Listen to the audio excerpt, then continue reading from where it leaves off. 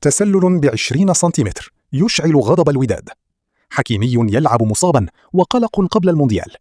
طرد فوري لأي لاعب ينسحب من المباراة. إيفاب يرد بقوة على فضيحة نهائي كان 2025. 12.5 مليون دولار للمنتخبات المشاركة في كأس العالم. الوينرز يفجرها انتقادات نارية لإدارة الوداد. البداية من نهائي كان 2025. في العالم كامل وقف مصدوم من بعد ما المنتخب السنغالي قرر ينسحب من أرضية الميدان احتجاجا على قرار تحكيمي.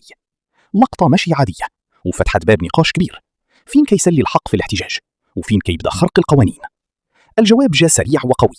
المجلس الدولي لكرة القدم إيفاب خرج بقرارات جديدة وصارمة.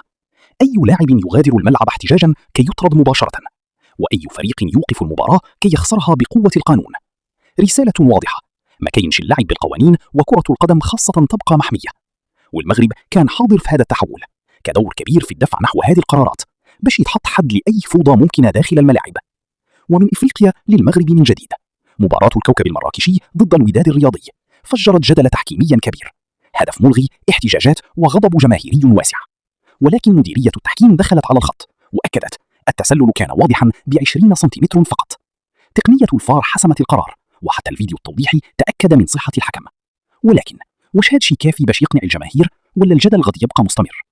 نمشيو لأوروبا، فين النجم المغربي أشرف حكيمي دار واحدة المباراة بطولية ولكن بثمن غالي. لعب وهو مصاب وما كانش ممكن يتبدل بسبب انتهاء التغييرات. اضطر يبدل المركز ديالو باش يقلل الأضرار على الفريق ديالو ويكمل حتى النهاية. مدربو لويس إنريكي قال مازال ما عارفينش الحالة ديالو.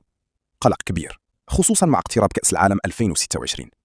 وفي خضم هالتوتر خبر مفرح: الاتحاد الدولي لكرة القدم اعلن منحة مالية مهمة 12.5 مليون دولار لكل منتخب مشارك في المونديال، مع زيادة عامة في الدعم بنسبة 15%.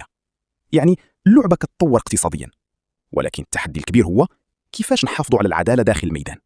وفي المغرب الغضب ما وقفش غير في الماتش. فصيل الوينرز خرج ببلاغ ناري كيهاجم فيه إدارة الوداد بقوة، انتقادات حادة وتساؤلات حول طريقة تسيير النادي واختيار المدربين. رسالة واضحة من الجماهير: ما بغيناش الأعذار، بغينا النتائج.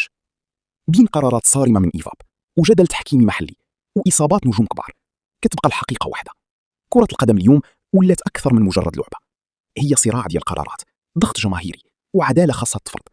والسؤال اللي باقي مطروح: واش هاد القوانين الجديدة غادي تحمي كرة القدم ولا غادي تزيد تعقدها أكثر؟